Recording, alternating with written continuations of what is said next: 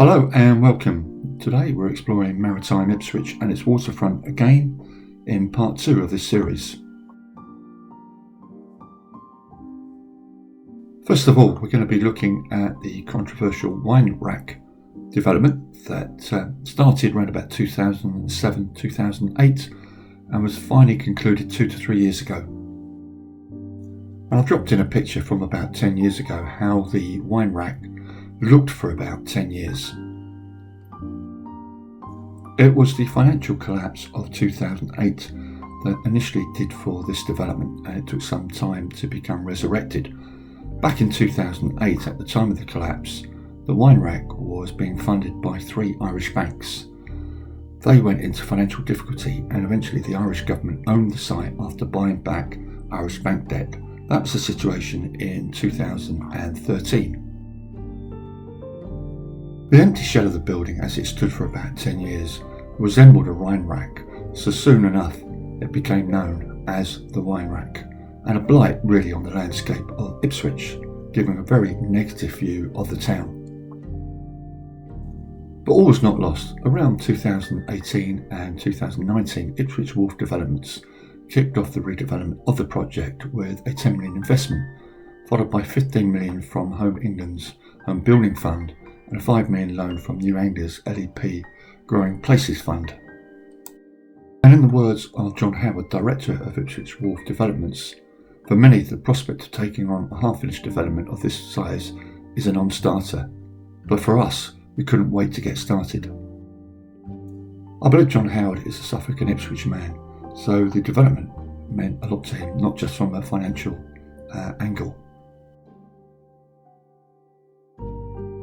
The completed project, as you see it in the drop-down picture, has provided over 150 residential homes and over 5,000 square feet of commercial space.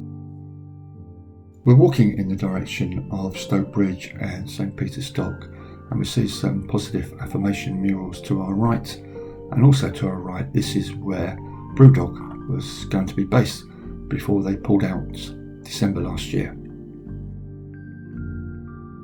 And in the distance we can see the iconic R&W Paul Limited. This was a malting business that also became involved in shipping. The company was founded by Robert Paul around 1842. Ipswich Borough Council owned these buildings and was seeking a multidisciplinary consultant to transform these silos into a new 3.75 million leisure complex. That was of May this year. I'm not aware of recent developments, but there's been lots of false dawns for these buildings over the last 15 to 20 years. As we did in part 1 of this series, let's look a little bit more about the history of Ipswich and its dock. During the 17th century, Ipswich had become a large centre of trade for grain and cloths, and has also established itself as one of the only ports in the country through which wool was exported to Europe.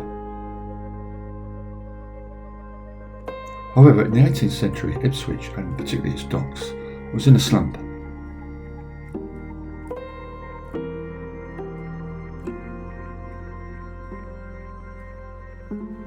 The problems of the 18th century were largely caused by the state of the River Orwell as it ran through and near the town.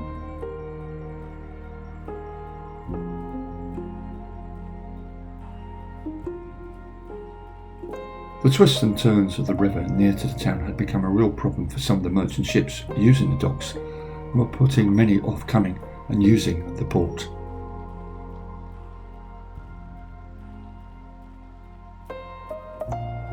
Much of the material for this video has come from the Ipswich History Society, so a big thanks to them.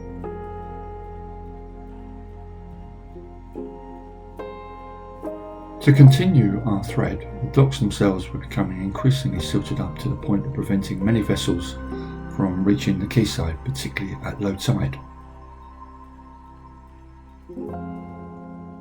In 1797, Ipswich Corporation decided to commission a report into the state of the dock, and they commissioned a William Chapman to write this report, which was duly submitted in May 1797.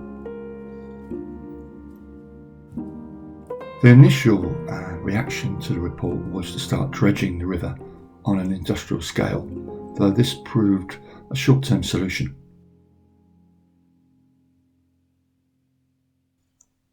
The solution was the building of the new cut and the building of the wet dock in 1837, as mentioned in part 1.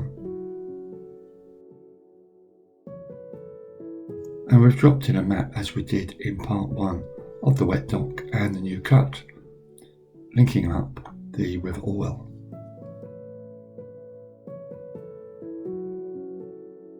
Also, I've dropped in a print from the 18th century of how Ipswich dock looked at the time.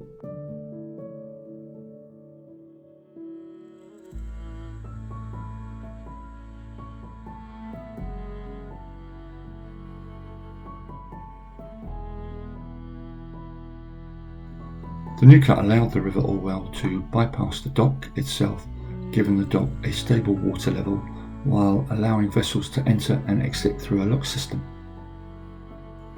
We looked at the dock last week that allows entry into the wet dock, and we'll be looking at it in some detail today as well.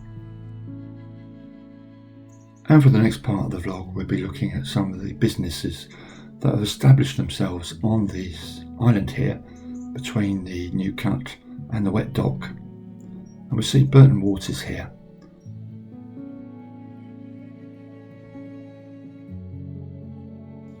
And looking over the wet dock, we can see the old custom house and Isaacs. And on the island here you can see that many boats are moored up and are undergoing cleaning and repairs.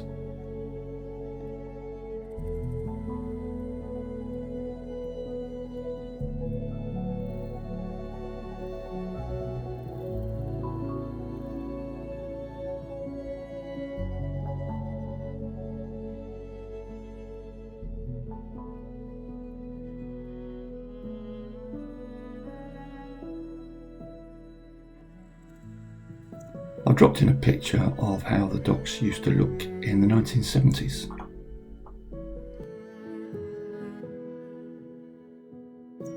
The picture is taken very close to Orwell and Neptune Quay.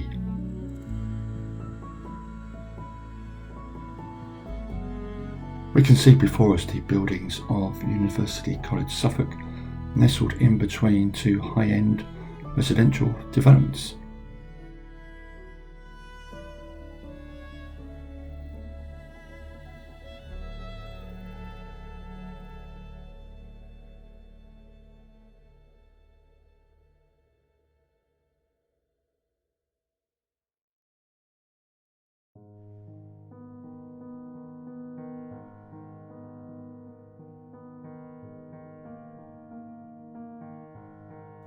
And now we see before us Fairline, one of the very high-end yacht and boat builders who are based in Oundle in Northamptonshire and Ipswich.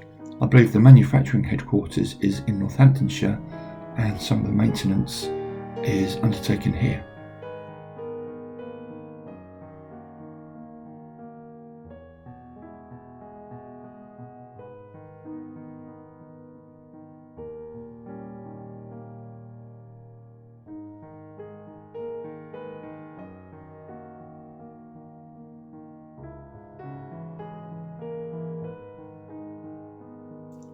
And these are some of the Fairline yachts, which are rather nice looking and very expensive. But let's celebrate any British manufacturing, because to be honest, there's precious little of it left. We're looking at some derelict buildings on the cut here. I'm not quite sure of the history behind them. Surprised that they haven't been redeveloped.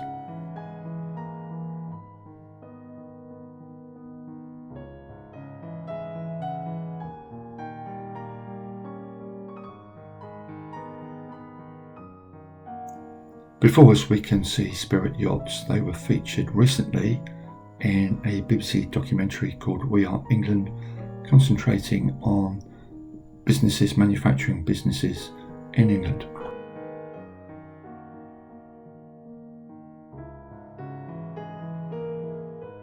And if you can, get on to BBC iPlayer and see if you can watch the episode. The episode itself is really quite uplifting.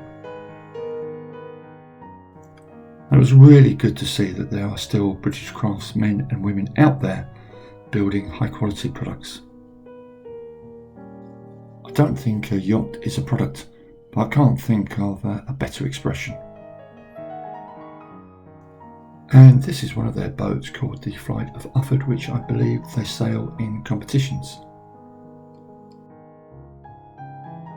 I don't really have the time today to do justice to these two companies, Fairline and Spirit Yachts, about the great story behind both companies and what they're doing for British manufacturing.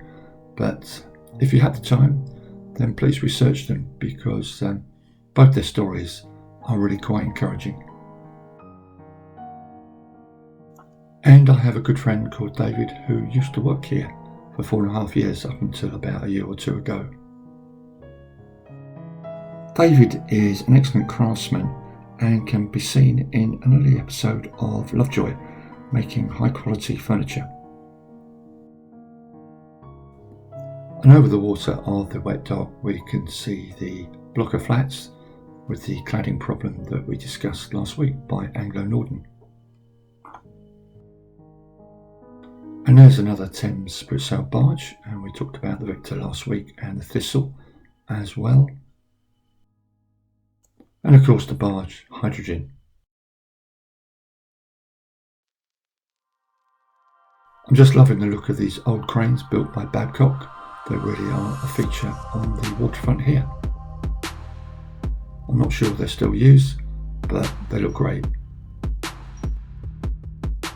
And they're a permanent reminder of the past of the dock here.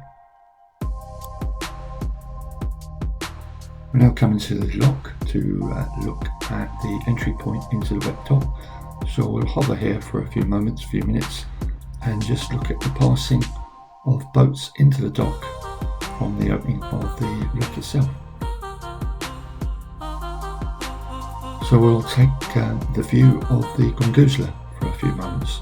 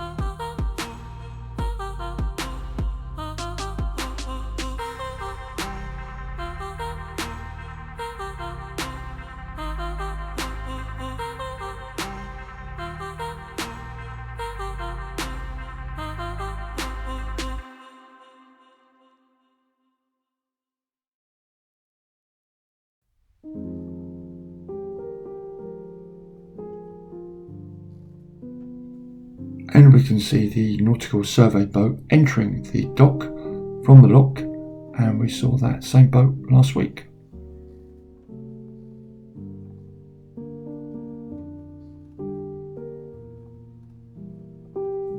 And we can just about make out over the water the Quay Brewery that we discussed at some length last week in part 1.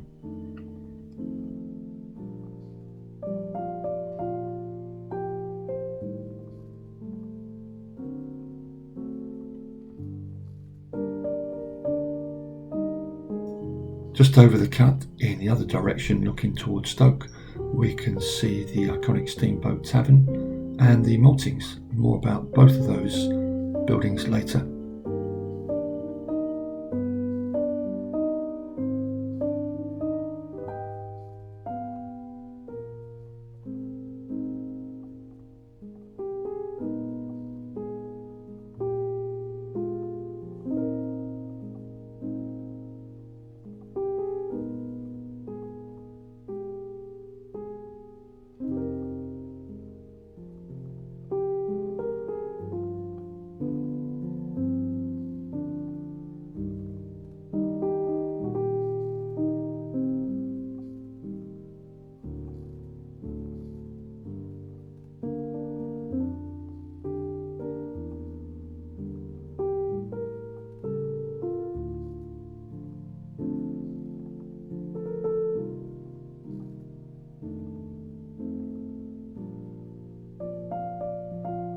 We'll double back on ourselves for a few moments. I know we're repeating what we saw earlier in the vlog, but we're looking once again at the R&W port building and the murals, but we'll get back on to some new stuff in a few moments.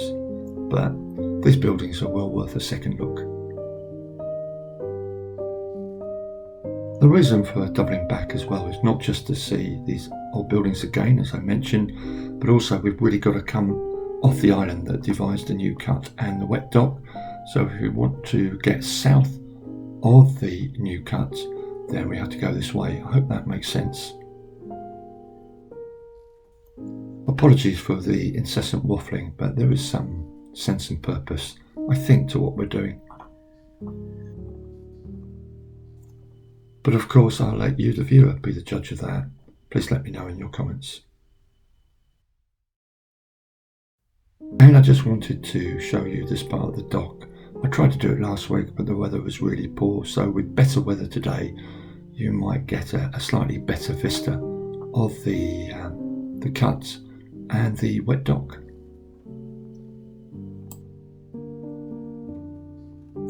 We can see the Old Bell Inn, which is now a funeral director's and is reputedly one of the oldest pubs, or was one of the oldest pubs in Ipswich.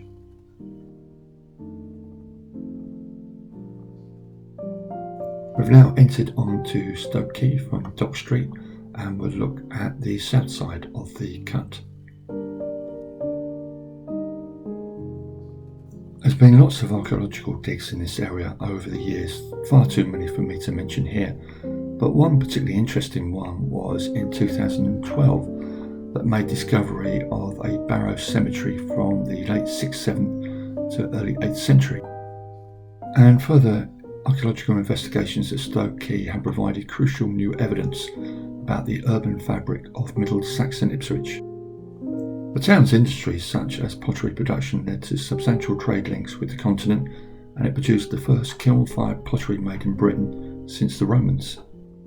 We can make out Felaw Maltings. They were built as a pair between 1904 and 1911 and listed as Grade 2 in 1972, when still in use.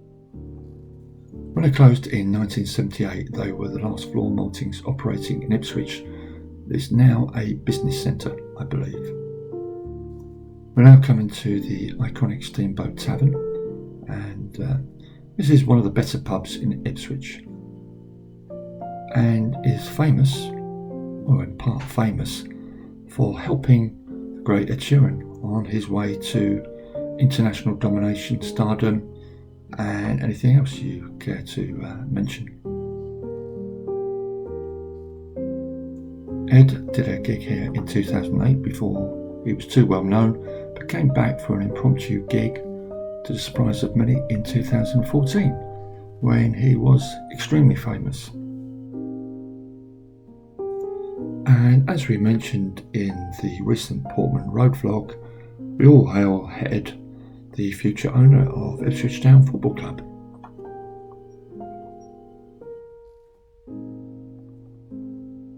The area around the cut here, Felaw Street and Whip Street, was also infamous, shall we say, for the Ipswich Union Workhouse.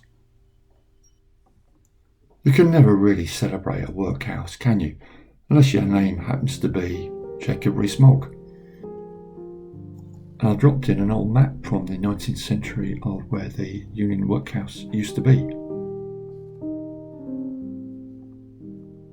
Basically is where the Felaw Maltings are today.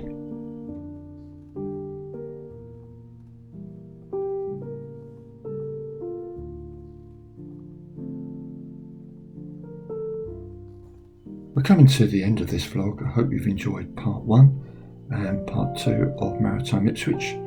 Next weekend is the Maritime Ipswich Maritime Festival, and we'll be also filming there.